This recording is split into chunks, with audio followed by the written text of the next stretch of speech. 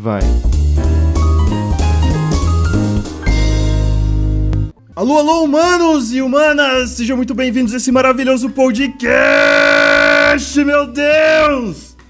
Meu nome é João e eu só queria dizer assim que eu gostaria de trabalhar tanto pra conseguir ter uma página no Wikipedia, cara, porque um ativo é muito foda você ter uma página sobre você no Wikipedia. Aqui é o Léo e eu acho que eu vou criar a minha, então, eu mesmo. Eu não tenho uma. Autobiografia. Aqui é o Heitor e eu estou extremamente feliz da gente estar gravando com o irmão gêmeo mais bonito do Orlando Bloom. Essa fera. Aqui e hoje aqui com a gente... é o Rafa, desculpa, Rafa. Não, se quiser eu não me apresento, não, tá tudo bom. O Rafa é tipo o baixista da banda. Não, ninguém lembra de mim, eu não posso nem me apresentar, não existe esse direito. É só a força do hábito, Rafa, não fica chateado, cara. Não, que isso. É o Rafa, o editor, vocês estão acostumados a ouvir o meu trabalho e não a minha voz, né? Então, olá, ouvintes. Se vocês acharem a edição uma merda, já sabem quem mandar aí a reclamação, beleza, galera? Fato curioso que o Rafa só entra nas edições quando tem convidado. Esse é o easter egg, né? O easter egg do podcast.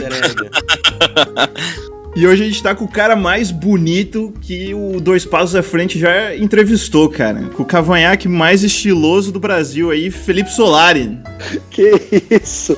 Sensacional, hein? Gostei da parte do cavanhaque, é verdade. Vou me atentar mais agora pro corte do cavanhaque. Muito bem, obrigado pelo convite aí, pessoal. Obrigado, vai ser legal a gente trocar essa ideia aí. Cara, a gente tem que agradecer aí. Tá gravando com o ex-VJ da MTV, entendeu? Eu fiquei sem palavras quando o Rafa falou assim, o Solari aceitou. Eu falei, o quê? Inclusive, até vou abrir meu coração. Eu acompanhava a MTV muito 2008, 2009, né? Tinha meus 11. Música de amor, editor. O editor sou eu, cara. Então, você mesmo. Achei que você tava falando com outra pessoa.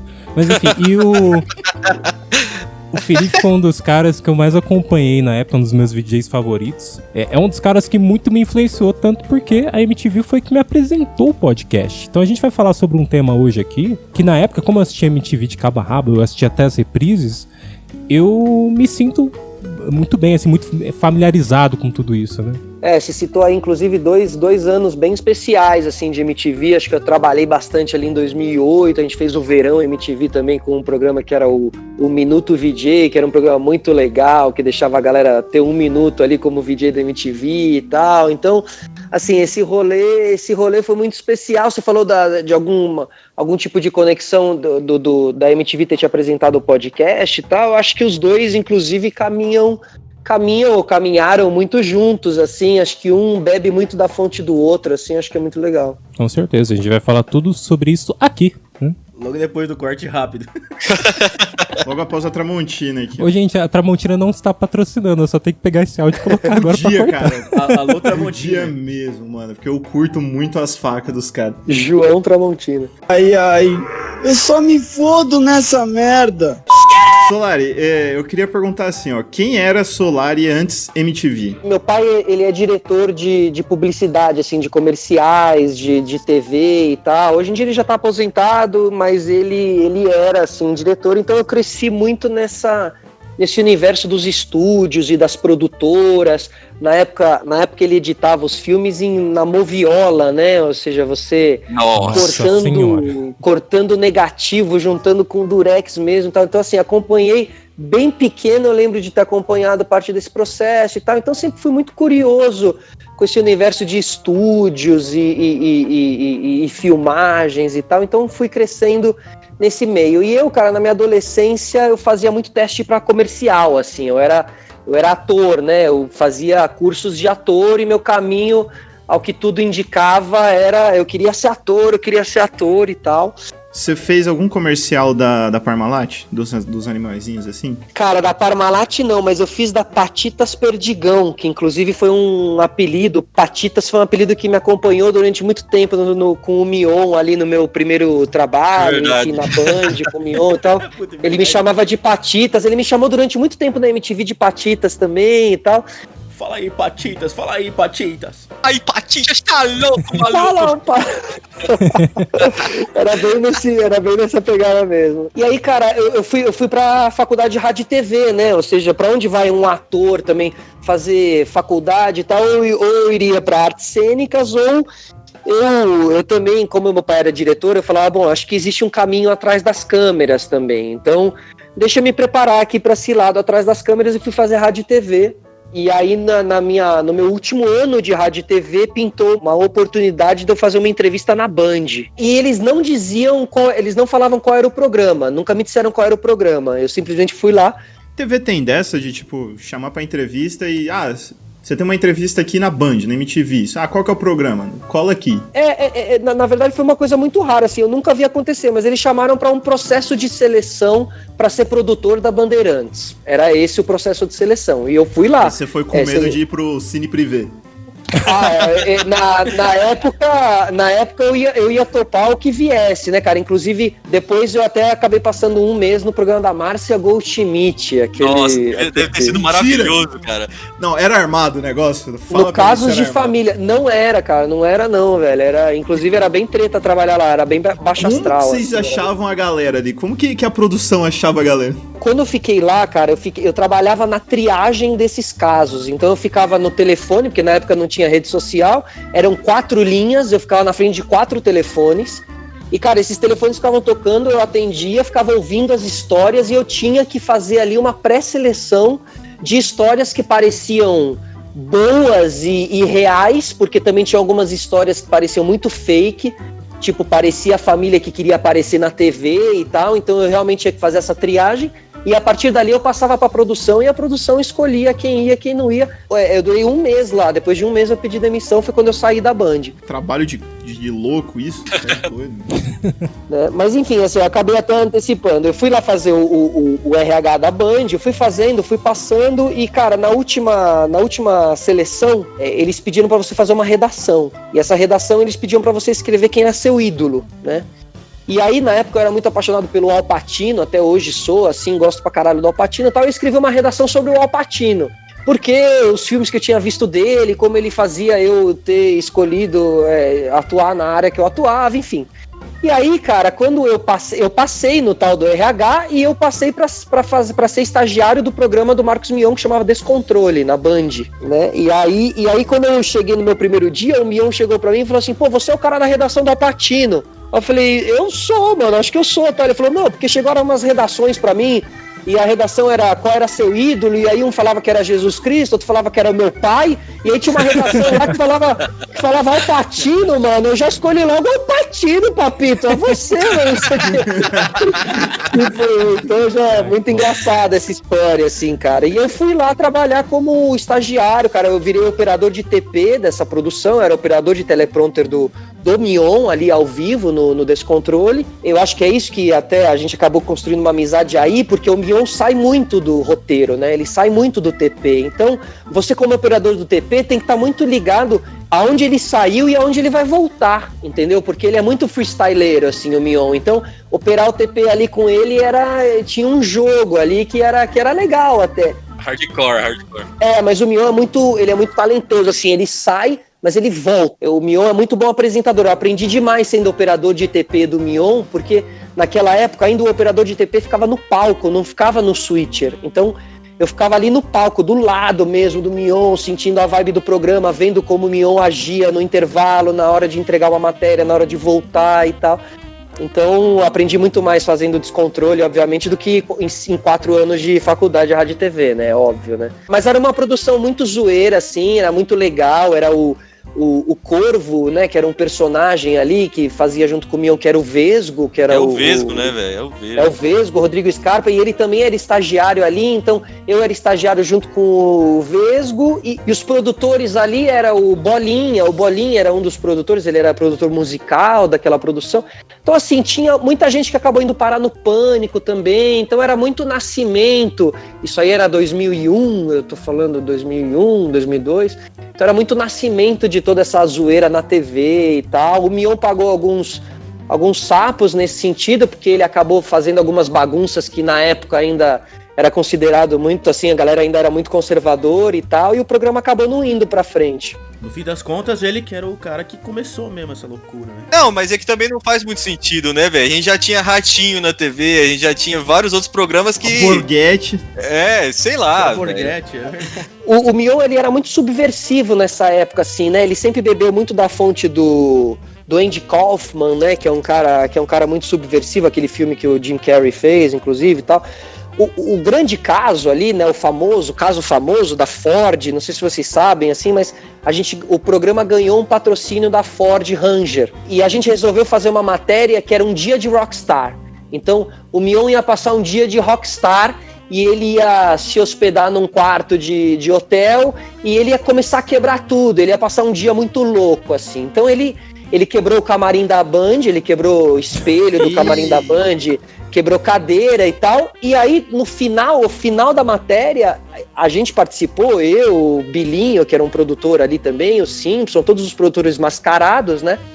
Era o último coisa era a gente quebrar o carro, a gente quebrou a Ranger, a gente pegou taco de beisebol e quebrou a Ranger inteira. Né? Quebrou a Ranger inteira. Saiu no dia seguinte, o patrocinador saiu no dia seguinte, deu mó treta lá na Band, mó treta. O programa quase acabou e o programa mudou de nome, o programa chamava Descontrole e o programa passou a chamar Sob Controle, tá ligado? Nossa. Os caras falam assim, agora vocês estão fodidos, que agora acabou o descontrole. Agora Acabou a bagunça. Vou mudar o nome do programa. Virou um programa de gincana entre escolas pra arrecadar grana pra instituições de caridade, velho. Passa ou repassa pra caralho, velho. Exatamente. Mudou totalmente, durou 2 meses, o programa acabou. E aí, cada um seguiu o seu rumo e eu era contratado da Band e eu fiquei na Band. Aí eu fui remanejado pra Márcia Goldschmidt, entendeu? E aí saí fora, cara. E aí eu fui trabalhar numa produtora aqui de São Paulo chamada Mixer. Fui lá trabalhar. Aí decidi que eu ia virar diretor mesmo, que eu ia seguir um pouco essa área mesmo de assistente de direção e tal. Fiquei lá 6 meses e um dia o Mion me liga. Aí, Patitas, tô voltando pra MTV, meu. Exatamente. O Mion me liga e fala, ó, vem aí, mano, vem ser estagiário aqui na MTV. Aí, puta, finalmente eu consegui um trampo que eu queria durante muitos anos, velho, ir pra MTV. Deixei meu currículo, eu morava a 2 quarteirões da MTV, cara, eu cresci a 2 quarteirões da MTV. Então, assim, eu deixei meu currículo inúmeras vezes lá, assim, várias vezes. Eu queria muito entrar na MTV. Ai, eu só me fodo nessa merda. Pelo que eu entendo da MTV, ela já era na época uma emissora bem diferente, né? Porque aí essa ideia do descontrole que você tinha, né? De você ter a química com o pessoal da produção, eu sempre via a MTV meio que assim, sabe? Tipo, existia uma química entre os programas, existia a ideia de um VJ participa de um programa aqui e um dia você, Felipe, tá no Descarga, que do nada, assim, e faz a participação e é algo muito descontraído, pelo que entendi. Muito, cara. Não, ali é sem igual, realmente, aí entrando no rolê MTV, assim, foi um pote de ouro, assim, realmente, na TV, assim, não...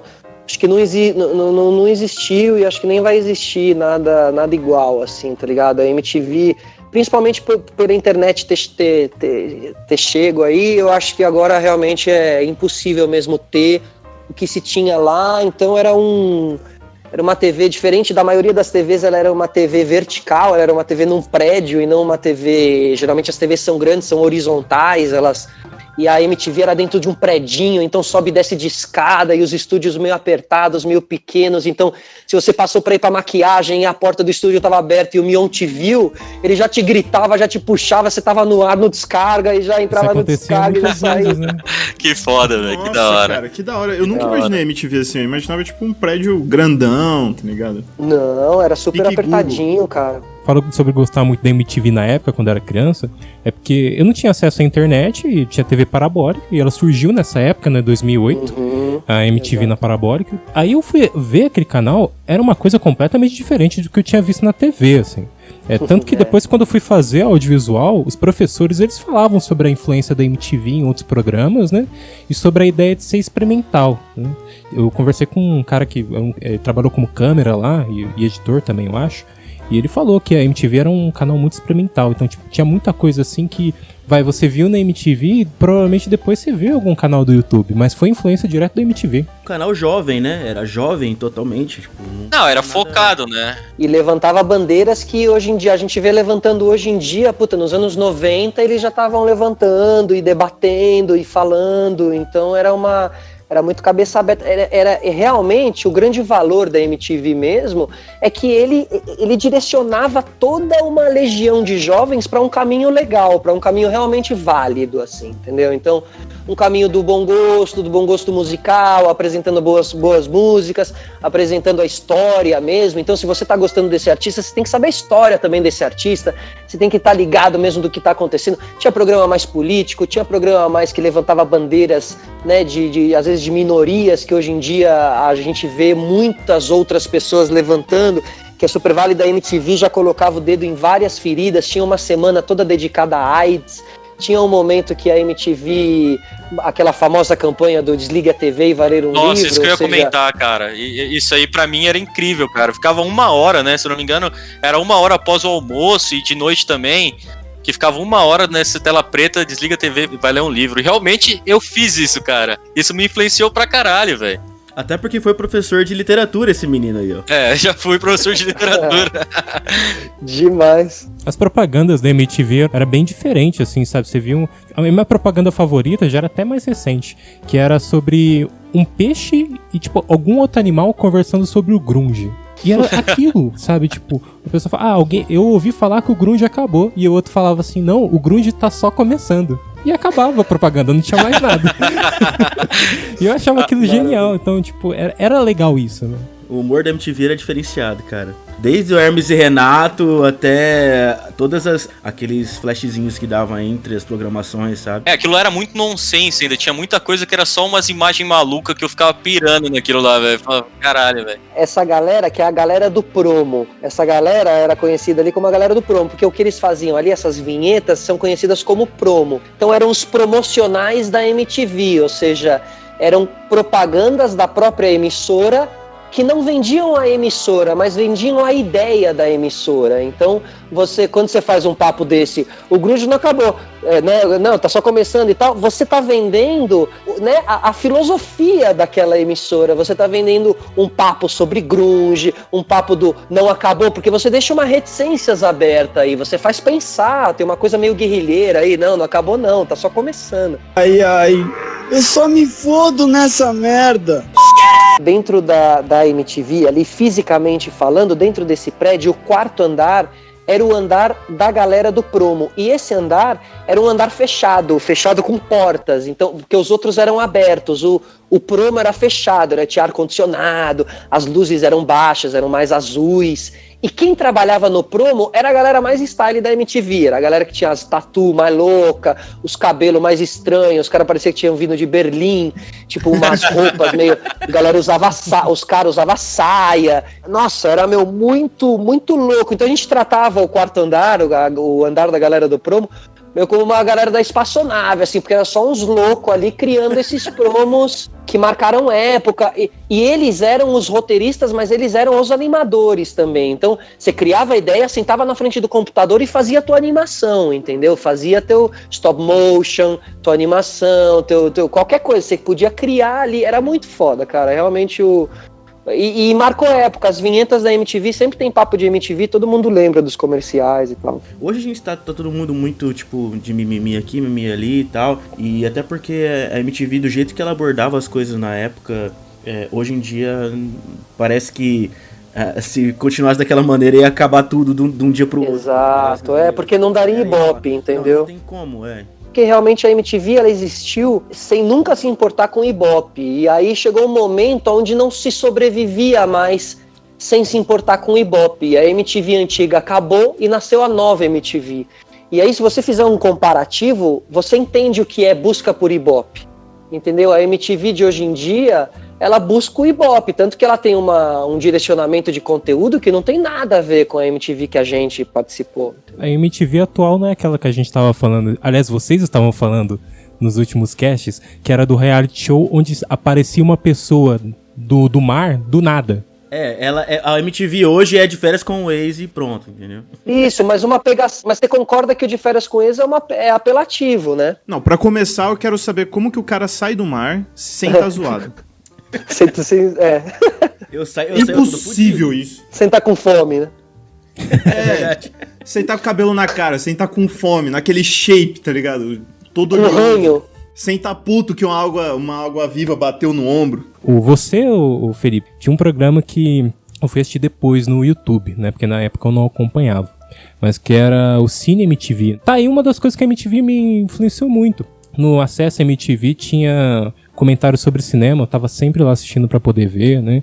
Então é esse diferente, né? Você chegou até, o Felipe, fazer algumas entrevistas na época do Cine MTV, né? Acho que não foi nem seu primeiro programa lá, né? Não foi, mas eu lembro que, cara, eu enchi tanto o saco da galera da MTV pra ser apresentador do Cine MTV, porque logo quando eu não entrei como VJ, né, só assim, voltando, eu entrei como estagiário do programa do Mion, e lá dentro, que virou o Denadas, que acabou a gente indo atuar naquele programa que a gente seria estagiário, e a gente continuou sendo estagiário, eu e o André Vasco, mas a gente atuava também no tal do Denadas e tal. E quando acabou o ano, a MTV falou, já que vocês ficaram aí atuando e tal, vocês não querem fazer os testes de VJ aí também, de final de ano e tal? Aí, lógico, a gente foi lá, fez e passou. Então, assim, quando eu passei, eu lembro que eu queria fazer o Cine MTV, e era da Marina, né, era da Marina Persson. E eu, o Cine MTV, aí a Marina saiu da MTV, teve uma barca ali de gente que saiu no final de um ano. E aí, cara, fizeram os testes pro Cine MTV, fui lá eu fazer o teste, passei, porque eu falava que eu era filho de diretor e eu sabia tudo, e o Alpatino, não sei o que. Mostrou a redação da Alpatino, né? Cara, eu gostava de falar de cinema, até hoje eu gosto muito, mas depois acabou ficando muito dominado por muita gente fazendo conteúdo de cinema, eu acabei me afastando um pouco, assim, mas eu gosto de falar da fotografia, do diretor, das curiosidades, de como foi feito, do ator, do legal, mergulho. Né? Você entrar no filme, né, e passar do superficial do filme, né, e comentar sobre a produção, isso é maravilhoso. Ir além, né, está para além da tela ali só, né, o filme tá muito para além da tela e tal, enfim, e aí tem todo um universo de gente que gosta disso tudo e tal, e aí fui lá eu fazer o Cine MTV, e aí o Cine MTV acabou me levando para algumas entrevistas gringas, né, cara, aí realmente é onde o bicho pegava mais, assim, porque aí tinha que rebolar mesmo, velho, fazer a parada em inglês, e muitas vezes você era enviado para os Estados Unidos sozinho, porque essas grandes estúdios fazem um tipo de entrevista que você não leva a sua equipe, eles têm uma equipe ali, aí uma equipe fixa, você tem 5 minutos de entrevista, e aí é você e mais 30 jornalistas do mundo inteiro, e nenhum levou a sua equipe, é a equipe fixa que você entra com a fita na mão, na época era fita, você entrava com a fita que a MTV tinha te dado, você dava na mão do cinegrafista, o cinegrafista colocava a fita, você sentava ali, entrevistava o cara, terminava os 5 minutos, ele te dava a fita, você voltava pro Brasil. Sua primeira entrevista, né, internacional foi com o elenco de Superman, o Retorno, não foi? Foi, exatamente. Né? Tinha cerca de 20 e poucos anos, né? Foi, acho que era no México, né? Na cidade do México, Caraca, sozinho. Que loucura, né? Massa isso. E o Lex Luthor desse filme era o Kevin Spacey, né, mano? O cara do... House of Cards? Exatamente, House of Cards. Sim, ele é um ator muito, gigante, um ator gigante, é o cara do Beleza Americana, é o cara de vários outros, Os Suspeitos e tal. E é um cara, e esses caras, velho, você nunca sabe, né, mano? Você nunca sabe o que está por vir, então é muito tenso. Todo o momento que antecede essa entrevista é tudo muito tenso, e é tudo muito... por exemplo, tem um agente federal do FBI acompanhando cada um dos atores desses elencos, porque esses caras valem mais de 30 milhões, né? Esses caras são, enfim... Nossa, sério mesmo? Com valor na cabeça dos caras mesmo. Quando você entra na sala, porque quando você entrevista ele num quarto de hotel, que é um quarto de hotel que eles separaram pro Kevin Spacey ficar sentado lá o dia inteiro, dando as 30 entrevistas, entendeu? Então, quando você entra nessa sala, tem um agente do FBI com 2 cinegrafistas, porque, velho, às vezes entra um louco lá e mata o cara ali, tá ligado? Sim. Hoje em dia, entendeu? Então tem um agente, você entra lá, mano, um puta federalzão americano, assim, meu, é um climão. Então, assim, além de você ter que fazer a entrevista em inglês, dominar aquele local, de chegar, ser simpático com os caras, mas entender que os caras não vão ser simpáticos com você, e aí tentar se conectar com o cara que tá na tua frente, que é o teu entrevistado, e você tem 5 minutos para se conectar, porque a entrevista não é só dar o texto ali, a entrevista é conexão, entendeu? E eu prezo muito por essa conexão. Então, eu lembro muito claramente de estar esperando no corredor pra entrar pra entrevista e uma menina ter saído chorando da entrevista com o Kevin Spacey, porque ele tinha sido meio grosseiro com ela, e a mina talvez estivesse meio nervosa e tal, então ela acabou saindo chorando e tal, então era climão. Eu lembro que a coisa dessa entrevista era climão no corredor ali do hotel e tal, mas ele acabou sendo legal comigo, assim, ele foi um cara legal e a entrevista rolou super bem, assim, deu tudo certo. No fim, essas entrevistas em inglês com todos, Jonas Brothers, Backstreet Boys, toda essa galera da época ali que eu fiz em inglês Backstreet ali. Boys deve ter sido sensacional ter entrevistado. Sensacional, cara. Eu era muito fã de Backstreet Boys quando moleque, cara. Eu gostava demais. Aí fui entrevistar já os caras naquela volta deles, já mais tiozão aqui pro Credit Card Hall, sabe? Essas vindas, assim. Mas bem legal, cara. Eu acho que eu nunca tive... Só a única que eu acho que os caras ficaram me tirando um sarro foi o Kasabian. Puta, eu conheço essa banda. Uma banda meio britânica, não sei se eles são britânicos ou escoceses. Eles são britânicos. É britânico. Britânico, né? E aí eu senti eles meio tirando um sarro do meu inglês, assim como é o inglês britânico deles. Eu lembro de não entender muito bem o que eles falavam, eles dando risada e tal. Aí ali eu me senti um pouco constrangido, mas foi a única que não deu muito certo, cara. De resto, eu sempre jogo a energia lá pra cima e tento fazer o bagulho rolar, assim. Quem foi o cara que você, tipo, mais te marcou de ter entrevistado, de estar na presença daquela pessoa? Chorão. Puta, velho, Chorão era muito legal encontrar em todos os VMBs, né? Porque aí, cara, imagina, eu participei de todos esses VMBs, bastidores de VMBs e tal. E eu era bem molecão, assim. Hoje em dia eu já sou um cara mais... Eu era muito... eu me jogava, velho. Eu era muito louco, assim. E com o Chorão, mano, com o Charlie Brown, eu e o Vasco, a gente tinha uma coisa, assim, porque a gente era muito fã. E aí, a MTV, quando a gente virou VJ, a MTV fez uma festa no Rio de Janeiro, num lugar na Lapa, chamado Cine Odeon, Cine Odisseia, alguma coisa assim, que é uma balada meio apertadinha, assim. E a MTV fazia uma festa de apresentação da programação pros jornalistas, tá ligado? Então era uma festa fechada. E eles mandavam alguns VJs pra irem lá participar da festa. E a gente era os novos VJs. Então a gente foi lá participar da festa. Só que a gente já tinha feito o Denadas no ano anterior, tá ligado? A gente não era VJ, mas a gente tinha participado do Denadas e tal. Beleza, a gente foi lá fazer a festa. A gente ia fazer o programa chamado Chapa Coco. Então a gente foi lá, se apresentar pra imprensa, pro programa Chapa Coco. Puta momento. Imagina, dois moleques de 20... Eu tinha 23, o Vasco acho que tinha 21, 20. Imagina, sendo mandado pro Rio de Janeiro, ficando no Hotel da Glória, tipo, indo pro rolê. Imagina, velho, a gente tava no auge, né? Aí, cara, nossa, a gente tava louco. Aí, mano, aí eles falavam assim, vai ter um show surpresa no fim da noite, vai ter um show surpresa no fim da noite, vai ter um show surpresa, beleza. Aí, mano, tamo lá, de repente apaga as luzes, mano, quem entra pro show é o Chorão, é o Charlie Brown, velho. Entraram pra um show, pra uma festa que tinha 70 pessoas, era só jornalista e VJ. Nossa, parecia aquelas menininhas fã gritando... Exato, e produção da MTV, assim, a diretoria da MTV. Então era só diretoria da MTV, apresentadores e imprensa. Puta, então era muito legal pra gente. A gente tava bebendo. Aí, cara, quando o Chorão entrou, assim, velho, a gente não acreditou. A gente foi lá pra frente do palco e tal. Aí, mano, o Chorão cantou duas estrofes, assim, velho. Ele virou, olhou pra gente e fez... Chapacocô! Tipo, fez assim, mano, no microfone. Aí a gente ficou louco e aí eu invadi o palco. Eu tava muito louco, cara, e eu invadi o palco. Essa história é icônica na MTV.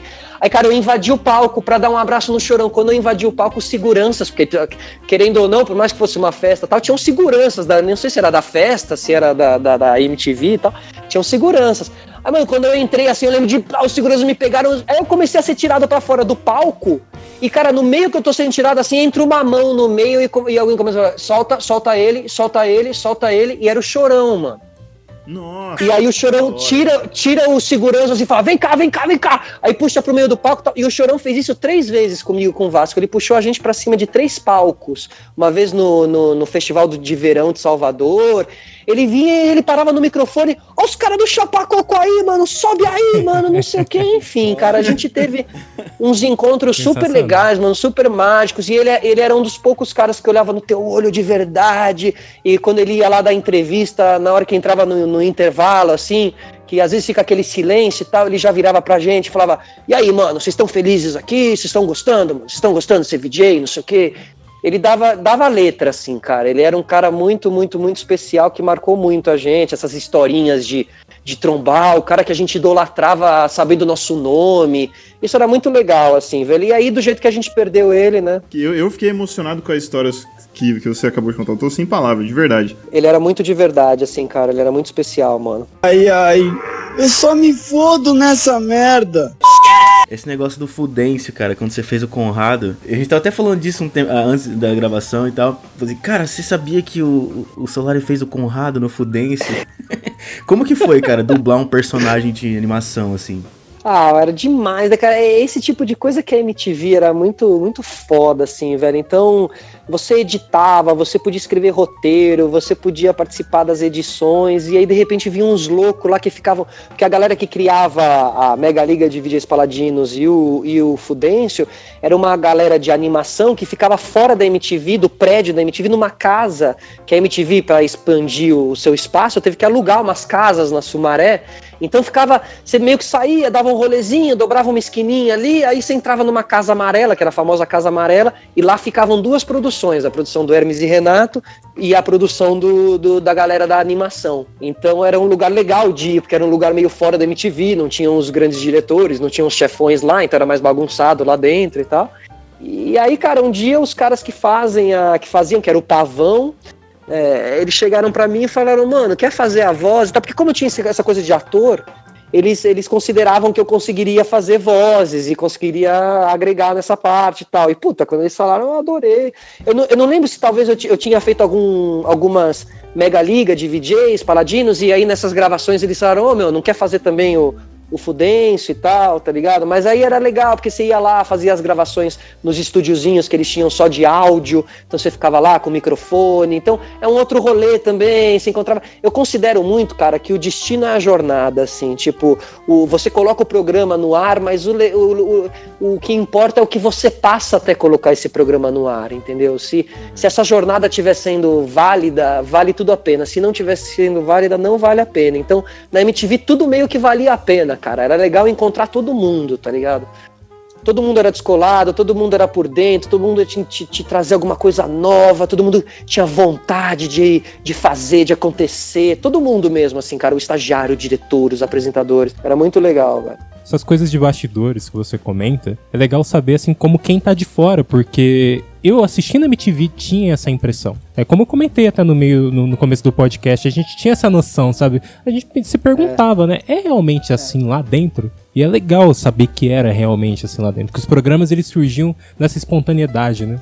100%, cara, a gente criava do papel do Zé. E aí, tanto que o Denadas, esse bastidor é legal, o Denadas ele nasce, assim, o Mion chamou eu pra ser estagiário, na verdade ele me chamou pra ser assistente de direção e o Vasco ia ser estagiário de um novo projeto que ele ia criar. Beleza, vem aí, beleza. Cheguei lá, me apresentou pro Vasco, esse aqui vai ser o estagiário do programa, e aí, mano, beleza? E esse aqui vai ser o chefão, que era o Lema, o Alessandro Melo, que é o grande responsável por eu ter virado VJ lá dentro. E aí, a gente começou a fazer reuniões de criação. Reunião de criação. Todo dia, 5 horas da tarde, o Mion colava lá, reunião de criação. Puta, essa época foi mágica, cara. Nossa, é até legal de lembrar. E em dado momento, o chefão virou em uma reunião e falou assim, cara, posso falar um negócio? Sabe o que vai ser esse programa? Eu tô me divertindo tanto nessas reuniões que o programa vai ser o Mion, você Solar e você Vasco. Vocês vão fazer o programa, vai ser uma comunidade, sei lá, uma república na faculdade, vocês moram tudo junto, beleza? Vamos fazer. E virou o Denadas, cara. O Denadas foi assim, cara. A gente era a produção do Denadas e a gente atuava no Denadas, era tudo assim, parecia uma faculdade, cara. A gente fazia coisas do nada, assim, era livre, era muito foda, assim, muito foda. É legal que você pôde até ir na sua veia de ator mesmo, né, quando você foi pra MTV, não só a apresentação, né, mas a atuação também. E o Denadas eu fui conhecer recentemente também.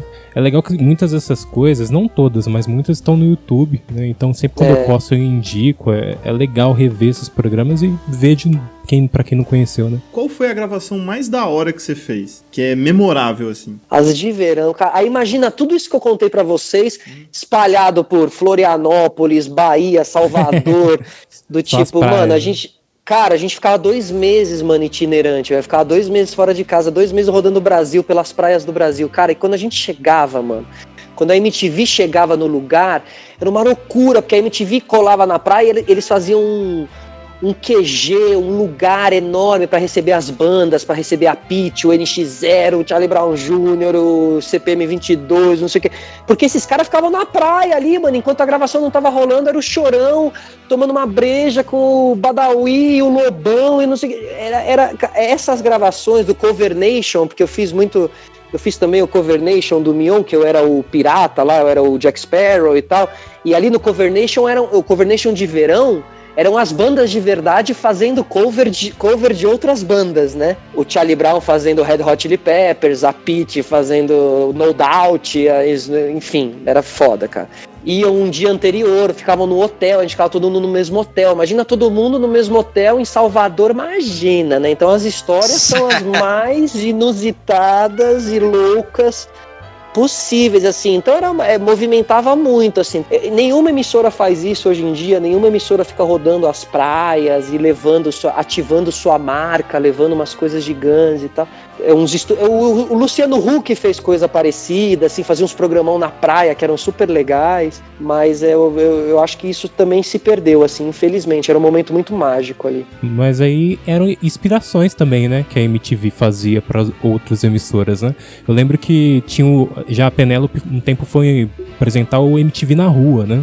Verdade. Que era nas ruas aqui de São Paulo. Aí, tipo, tinha esse negócio de você levar a MTV próximo ao público, né? Exato, e o pessoal poder participar. Inclusive, o MTV na rua você esteve como apresentador, né? No ano de 2009, não foi? Eu fiquei o repórter na rua, né? Eu era o repórter na rua. Eu ficava sempre ali em alguma situação que estava acontecendo no fim de tarde. A gente tentava trazer um tempero mais jornalístico, assim, pra MTV nessa hora. Então, eu ia lá, às vezes falava de trânsito, às vezes falava de exposição, e era com celular. Era o começo das transmissões de celular. Eu lembro que a gente penava muito pra fazer com Nokia, mas era sempre a MTV tentando estar um passo à frente, assim. Isso realmente a MTV sempre esteve, assim. Eles faziam uns links, porque essas coisas eram complicadas, tinha que levar um caminhão com a ENG, era complexo, era caro, mas a MTV arriscava nesses lugares, nesses momentos, assim, então era bem legal. Eu vi na entrevista que você fez com o Mion que ele até comentou que o Descarga foi o primeiro programa a colocar o Twitter no ar, né? Foi o primeiro, cara. Quando eu comecei a ouvir falar sobre o Twitter lá em 2009, foi na MTV. Antes não, assim, tinha acabado de surgir a rede social, assim, as pessoas começaram a utilizar mais a partir daquele ano 2010, 2009, né? E aí vocês comentavam sobre, era o feedback muitas vezes era ali, né? Exato, cara. Não, começava a ser era muito, muito ligado, era muito antenado, né, cara? No momento que ainda você não tinha tanto a internet tão presente assim, então era muito precursor. Então você lá dentro, imagina, você tava rodeado de gente legal, cara, gente inteligente, gente que tava ligada nas coisas e tal. Realmente é um tipo de fluxo de pessoas, de bastidores que eu não encontrei em outro lugar, assim, isso é fato. Era uma loucura, né, mano? Era tipo loucura, mano, loucura. Acabou a gravação, vai todo mundo beber, vai todo mundo pra balada, vai todo mundo, sei lá. Nem era balada, só alguém ia sacar um violão, ia ficar lá. Pior que a gente imaginava que era assim mesmo. Eu imaginava realmente, que eu terminava o programa, falava, cara, esses caras estão saindo daí, vão tomar uma certeza. Isso, exato. Encher a cara, assim, você imagina que a referência de todo mundo ali era, mano, Bob Dylan e Red Hot Chili Peppers e Pearl Jam, entendeu? Todo mundo bebia muito dessa fonte, todo mundo se vestia meio grunge, todo mundo. Então a gente era rock and roll a parada, né, mano? Era rock and roll, não era tipo, né, tipo, o negócio era bem puxado, a galera ia mesmo e tal, que é essa cena da música, desse rock, ia a galera dos Titãs, entendeu? Então o negócio era quente, assim, sabe? E claro, cada um, às vezes alguns afundavam mais o pé na jaca, outros afundavam menos, alguns iam para uma loucura de droga, outros iam para uma loucura de bebida, outros iam para uma loucura de pegação, mas acima de tudo, era um grande encontro de todo mundo meio livre, cada um faz o que quiser, cada um fala o que quiser, veste o que quiser, pensa o que quiser, entendeu? Era muito, a gente não vivia esse momento da polarização tão forte e tal, então todo mundo convivia ali muito, muito dentro de uma loucura de rock and roll, assim, sabe? E era todo mundo muito moleque, muito... Então, assim, cara, se aproveitava muito quando era ficava nesses hotéis, ficava girando os hotéis, ficava girando as praias e tal, e era moleque. Eu, hoje em dia, não faria essa movimentação, porque eu já tô mais velho, assim, mas nos 20 e poucos anos, imagina, eu tava na faculdade ainda, cara, eu era VJ da MTV. Isso era uma loucura, mano. Eu chegava na FAAP e, tipo, porra, mano, eu era VJ da MTV, tá ligado? Tipo, era... Você já usou disso pra pegar alguma mina? Você já chegou assim, sou VJ. Tipo, eu sou VJ. Assim, Tipo, sou VJ, né, irmão? Você me conhece, eu tô lá. Seu ex é VJ? Não, então, sou VJ. Não é declarado assim, né? Você não fala, mas tá no subtexto ali, né? Tá tudo no subtexto, né? Com certeza as coisas que aconteciam na época de VJ não acontecem depois da época de VJ, tá ligado? Porque era o VJ Orlando Bloom ali da MTV, então, mano, era, né, tipo assim, tinha... Galã, né? Galanzão. Você chegava na pinta do Pirata do Caribe, né? Tipo... Cara, e eu saía, eu era baladeiro, mano, eu ia nos jogos universitários lá no Juca, né, os jogos universitários de comunicação e arte, eu ia lá em Caraguatatuba, não sei o quê. Puta que pariu, o cara fazia, nossa senhora... Meu anjo da guarda sempre foi muito forte, assim, mano, graças a Deus. Depois eu virei um pouco oposto, assim. Fiquei mais quieto, hoje em dia eu sou mais quietão, assim, mais caseiro e tal. E a galera te enchia o saco, Solari? Tipo, você saía e você não conseguia fazer o que você queria fazer, porque todo mundo queria tirar foto e tal, não? Não, nunca, cara. Eu nunca fui esse fenômeno de, sabe, do reconhecimento na rua. Graças a Deus, assim, cara, gosto. Também sou um cara... às vezes um pouco tímido também, não tímido, mas eu sou um cara introspectivo, reservado, assim, tá ligado? Reservado, exatamente. Então, eu sou, então ainda bem, por exemplo, com o Mion, às vezes eu dou um rolê com o Mion, é surreal, assim, velho, você fala, meu Deus do céu, cara. É que essa é a meta do João. Essa é a meta do João. Ele quer ir na padaria. O João quer ir na padaria e ser reconhecido. Pô, você não é aquele cara do seu espaço à frente? Só pelo padeiro já tá top. Ai, eu só me fodo nessa merda. Há um preço alto no meio disso tudo, né, cara? Eu só queria o padeiro mesmo. Pra mim, o padeiro... A galera da Mas, padaria. pô, calma, daqui a pouco ele tá ouvindo o podcast aqui. Fripão é bom, cara. Como é que foi, cara, pra você, assim, essa mudança da TV, do mundo aí da TV pro podcast? É um negócio que você, tipo, sempre teve vontade de fazer? Você acha que isso, tipo, essa mudança pra você tá curtindo? Foi um negócio que você sempre quis fazer ou apareceu do nada pra você? Existiram 2 TVs pra mim, né, cara? A primeira TV que eu participei na MTV, onde você fazia um trabalho que não se importava com a audiência, então era um trabalho mais genuíno, era um trabalho mais livre. E depois eu tive 3 anos de Record, onde eu fiz lá o Legendários, que era um projeto muito ousado no começo, mas que depois realmente ficou muito atrelado à busca pela audiência e a tudo que envolve um programa de entretenimento no sábado à noite que busca audiência, né? Então, assim, ali eu tive algumas desilusões com o mundo da TV, o mundo lúdico que eu tinha criado, porque às vezes a gente tem que ser realista também, hoje em dia eu vejo de maneira até mais madura e tal. Mas aí, enfim, depois dos 3 anos, eu tinha feito um contrato de 3 anos lá. Quando acabou o contrato dos 3 anos, eu conversei com o Mion foi muito legal comigo e tal, mas eu falei, Mion, já não me vejo mais aqui e tal. E o Mion falou, realmente eu não consigo mais te oferecer o espaço que eu te oferecia lá no começo, que era um quadro de meio ambiente, um quadro mais em primeira pessoa, de ação e tal. Daí surgiu o nome Sistema Solar, né? Exatamente, nas últimas edições a gente criou ali o Sistema Solar e tal, beleza. Aí eu saí, cara, da Record e entrei em parafuso, tá ligado? E acho que eu tive meu momento de maior obscuridade, digamos assim. O que eu vou fazer agora, velho? Pra onde eu vou? Que porra que eu tava fazendo ali? Caralho, quem sou eu? Né? Pra onde eu vou? Enfim. E aí eu fiz uma produtora chamada Guilhotina Filmes, fui fazer alguns projetos mais cabeçudos, assim, curta-metragem, longa-metragem. A gente fez um filme que conta a história de Trancoso, Cordel de Trancoso, que é um longa-metragem, documentário e tal. E fui dirigir, fui mexer e tal, e fui meio, sei lá pra onde eu fui. Só foi indo. Exatamente. E aí, cara, no meio dessa jornada, comecei a me dar conta que esse espírito da MTV... Eu precisava retomar esse espírito da MTV como comunicador. E o que era o espírito da MTV? Era estar à frente do seu tempo, sempre à frente do seu tempo, sempre conectado com o que está acontecendo, não só dos assuntos, mas também nos formatos. Então a MTV era muito boa de formato. Os formatos, o tipo de programa, o programa de auditório, o programa que já mexia com a internet, o programa que já...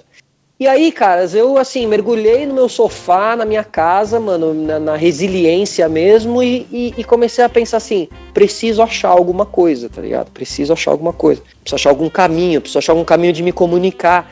Eu vi o YouTube e o YouTuber de uma maneira muito... Eu não queria ser um YouTuber, entendeu? E eu achava que esse momento ele já tinha passado também. Se eu entrasse no... Se eu saísse da TV aberta pra virar um YouTuber com 38 teve muita anos gente de que idade... tentou, teve muita gente que tentou e não rodou.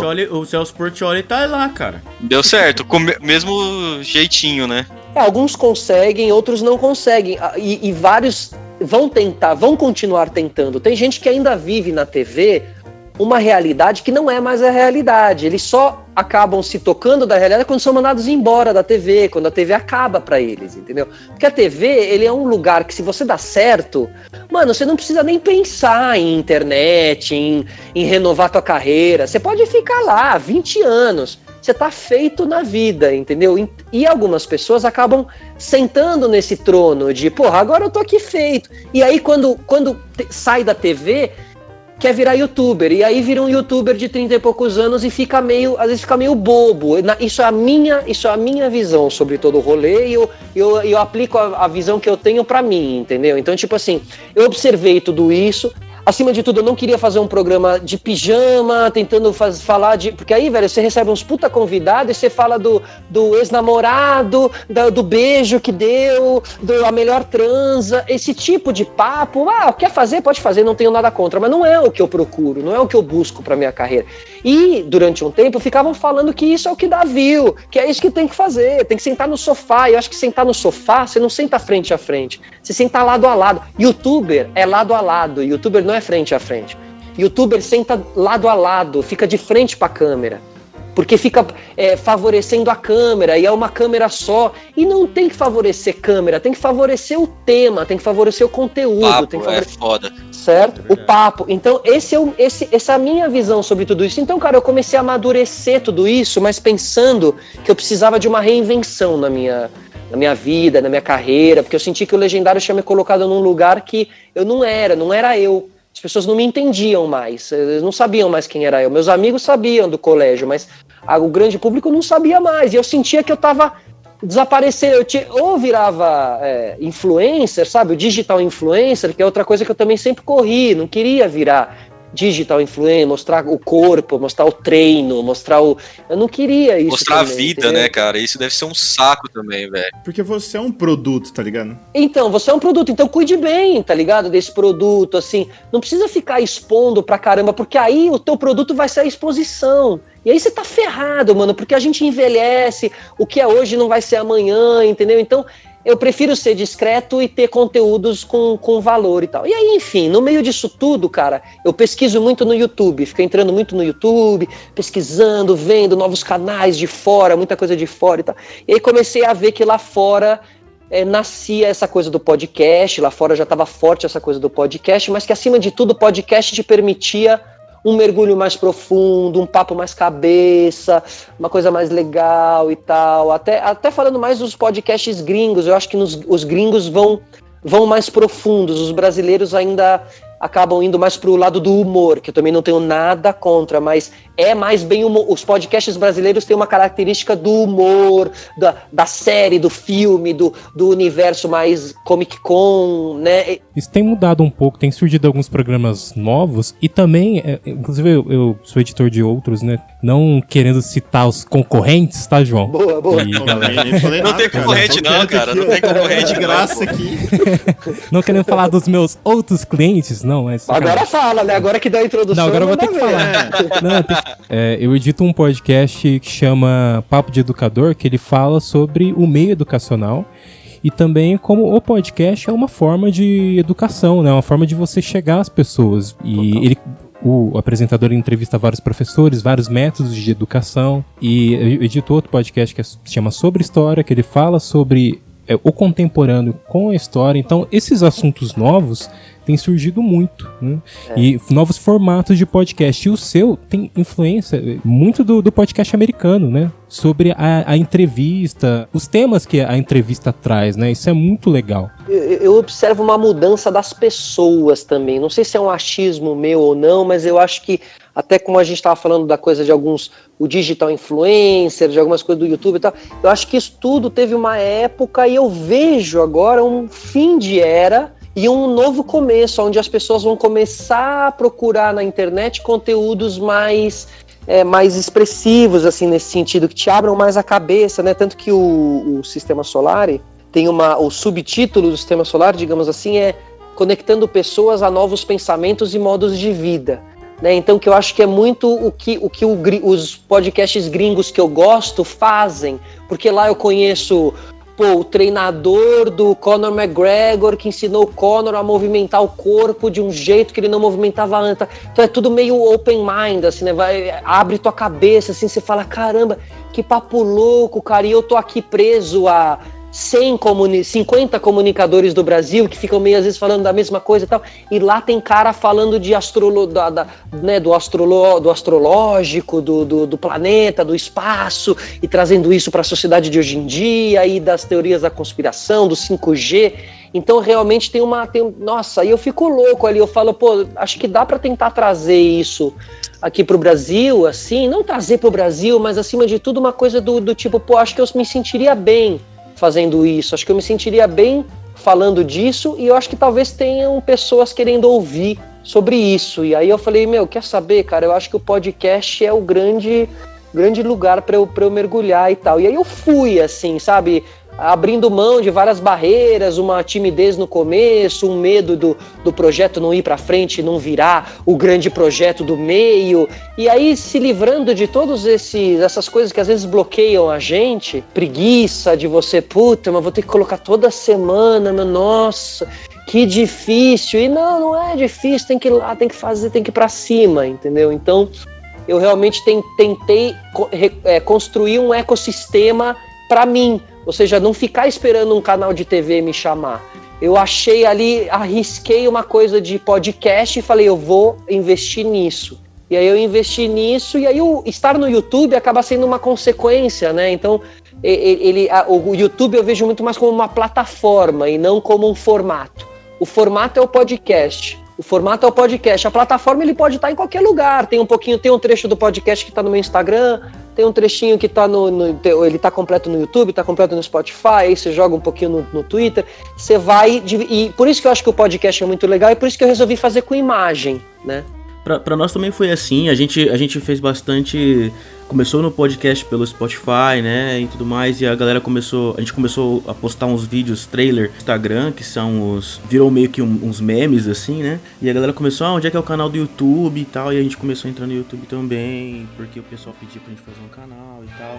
Tem que distribuir, né? Hoje, com toda a experiência que você construiu na TV, e agora ter passado mais pra essa liberdade que é o podcast, que é o YouTube e tudo mais, se você tivesse uma oportunidade proposta de voltar para a televisão, assim, em dois casos, tá?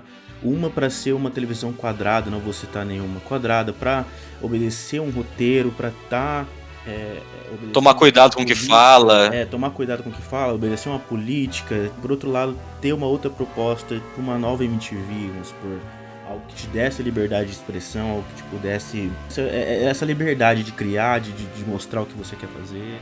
Você acaba construindo fora da TV uma independência muito interessante, muito legal. Você acaba se conectando com o seu público. Por exemplo, com o Sistema Solar eu me conectei com o público de um jeito que eu nunca me conectei, nem na MTV, nem no Legendários, entendeu? A conexão é direta, é na minha caixa postal, entendeu? É tipo, e aí, mano, acabei de dar o stop aqui no teu episódio que eu tô curtindo, eu tô emocionado, não sei o que, tipo, é real a parada, e eu hoje em dia me alimento muito do real, do clima bom, da energia boa e tal. Então assim, primeiro, o projeto teria que ser um projeto que faz meu olho brilhar, e a produção também eu teria que sentir ali um terreno favorável pro dia a dia do trabalho, entendeu? Trabalhar de uma maneira muito cobrando, do mau humor, assim, daquela coisa muito puxada, realmente é algo que eu tento fugir e tal. Claro que cada situação é situação, né? Porque tem a grana, às vezes você tá precisando da grana, às vezes a estabilidade. A televisão, ela te traz estabilidade. Você assina contrato de 1 ano, 2 anos, 3 anos. Você fala, mano, aqui eu vou ficar 3 anos e eu vou ficar aqui. Só que ao final dos 3 anos pode ter mudado tudo, entendeu? Então é muito delicado, assim. Hoje em dia precisa tomar muito cuidado antes de realmente dizer sim. Porque às vezes você diz sim para um projeto que diz que vai ser do caralho, e quando você chega lá, às vezes não é e tal. E cada vez mais você fica refém, né, cara? Fica, cara, e eu vou sentindo cada vez mais que o podcast, esse território livre de internet, permite você ser sua emissora, entendeu? Claro que eu ainda não sobrevivo do podcast, eu não consegui construir um negócio enorme e tal, mas eu acredito que é com verdade, que é semana atrás semana, ano após ano, entendeu? Você vai construindo uma credibilidade. Eu penso a longo prazo o rolê, assim, a credibilidade, vai fazendo. Aí vai ter um episódio que não vai dar views, que pouquíssimas pessoas vão ver. Não tem problema, mano, porque você só faz o episódio que dá certo fazendo 3 que meio não deram, porque senão você não faz o que deu certo, se você não tiver toda semana lá, colocando o episódio no ar, fazendo um negócio. Então, por isso que eu divido isso com vocês, entendeu? Até mesmo dizendo assim, o meu lado de cá, tipo, é importante, sabe? Manter, às vezes o astral fica lá embaixo, mas não, continua fazendo e tal. Então eu acredito e aposto muito nisso nesse momento, assim, aposto no sistema solar e como o motor que vai mover tudo isso, entendeu? O meu sonho hoje em dia, cara, sendo bem sincero aqui, seria estar na TV com o sistema solar, entendeu? Seria colocar o sistema solar em um programa meia-noite, 1h da manhã, em alguma emissora, na sexta-feira, entendeu? 1h da manhã entra lá o sistema solar, entendeu? Esse seria realmente um lugar que eu estaria feliz. Marília Gabriela do Não, tem toda solar. a cara, inclusive, né? Tem toda a cara pra esse horário e tal. E eu sendo sincero, cara, a gente não tem mais programas de entrevista. Você falou da Marília Gabriela, a gente brinca e tal, porque era foda, mano, a gente gostava, a gente assistia, a gente parava pra ver. E se você parar pra pensar, quem você tem hoje em dia um programa de entrevista que você para pra ver? Talvez o Gentili com o programa dele, mas fora isso, você não tem. Eu acho que esse personagem do entrevistador, ele se perdeu. Eu acho que a gente não tem grandes entrevistadores. A gente não tem entrevistadores mais jovens, assim. É porque, por exemplo, o Jô Soares, ele tinha entrevistas engraçadas, só que ele também tinha entrevistas que eram educativos. Não, o Jô é referência total, meu. O Jô é monstro. Bial é referência... Ou Conversa com Bial é um bom programa de entrevistas, por exemplo. O Bial é uma grande referência pra mim. Eu gostava bastante do Albujanra, cara. O Albujanra, pra mim... Albujanra é ótimo. Ele é muito bom. Então, assim, eu acredito realmente que há grandes projetos fora da TV hoje em dia. Talvez cada vez mais as grandes empresas aceitem investir mais em podcast. Eu acho que isso com certeza vai acontecer. É um mercado que ainda tá crescendo. E eu aposto minhas fichas. E aí, eu como ex-VJ da MTV, me sinto em um lugar legal fazendo podcast. Eu acho que tem aí, quase que encerrando assim, a conversa, do que a gente falou ali no começo, para quase concluir, assim, é dizer que eu me sinto bem fazendo podcast, porque eu acho que tem muito a ver com a MTV. Eu acho que tem muito a ver com o VJ. Eu acho que o VJ dos anos 90 é o podcaster do ano 2020, entendeu? Eu acho que os caras que estão falando coisa legal, coisa que interessa de verdade, estão falando pelos podcasts afora, eu acho, sabe? Então... Com certeza. Sabe? Então eu sinto que tem uma conexão legal e eu recebo muita mensagem de ex-VJ da MTV perguntando que microfone que eu tô usando, perguntando como que eu subo no Spotify, porque essa galera com certeza vai acabar migrando para essa ferramenta, que é uma ferramenta de comunicação muito poderosa, porque ela ensina, você pode dar um curso, se você é um dentista, você pode fazer um podcast de dentista, se você, né, ele é muito abrangente, ele é bem nichado, você pode fazer para tua galera, bem pequena, entendeu? Então... ele é bem democrático, ele tá de graça ali, entre aspas, nas plataformas. O Felipe, você falou no começo que a MTV e o podcast, eles caminharam lado a lado, né? Eu conheci podcast em 2010. O primeiro podcast que eu ouvi foi o podcast de cinema da MTV, que na época quem fazia era o Bruno Ondei. Ele comentava sobre cinema, depois ele virou diretor do portal da MTV. Isso, grande Bruno Ondei. Vira e mexe, a gente tinha algumas participações de VJs e era a visão, assim, era uma forma muito diferente, assim. Eu, na época, fiquei maravilhado e sou maravilhado até hoje, porque o podcast, ele permite realmente você fazer a criação do seu formato. né? E é uma forma de comunicação muito livre. Eu me sinto muito, assim, influenciado por vocês, VJs, porque depois eu vi muito isso no podcast com o tempo. Total, e eu acho que a busca, né, cara, eu acho que é um conteúdo que eu tô fazendo que a minha busca não é o clique, não é o like, porque se eu tivesse buscando o clique, o like, o número grande e tal, eu estaria fazendo outro tipo de conteúdo, entendeu? Isso, então, com certeza. Eu acho que isso não tem preço, acho que cada vez mais na internet seremos qualidade e menos quantidade, entendeu? Eu acho que quando, espero que né, sim. quando o Instagram foi lá, tirou o negócio ele já não mostra mais o número dos likes e tal, já existe um caminho, porque também tem uma relação com saúde mental, que as pessoas estavam se perdendo nessa coisa do like, da busca do like, as pessoas estavam se banalizando. Um monte de comparação, eu tenho não sei quantos mil likes, eu tenho tanto, né? E isso pra saúde mental não é bom, pra gente que é mais jovem, tá crescendo achando, e aí copia todo mundo, e fica um monte de gente meio padronizada e tal, então existe um perigo mais profundo aí, que aí é um papo que vai longe e tal. Eu sinto que o podcast está crescendo muito e o que importa é que o meio cresça, é que o mercado do podcast cresça, cada vez mais pessoas façam, entendeu? E só assim ele vai virar algo presente que dá para viver de, entendeu? Que eu acho que esse que é o grande caminho. Estamos trabalhando para isso, né? E você pode virar padrinho também aqui. Exato. Aí eu acabei indo fazer o Sistema Solar, é um podcast de entrevistas. Eu gosto como eu queria ser mais abrangente, eu gosto muito de futebol. Então, por mim, eu teria feito um podcast de futebol, mas eu achava que dava para falar de outras coisas também, dava para ir além. Então, eu realmente criei um podcast de entrevistas, onde cada semana é um assunto, um tema, alguma coisa diferente, mas sempre procurando conectar novos pensamentos e modos de vida, assim. Então, tento trazer pessoas interessantes, pessoas que tenham uma boa visão de mundo, de vida, que tenham alguma teoria, que tenham algum grande pensamento e tal.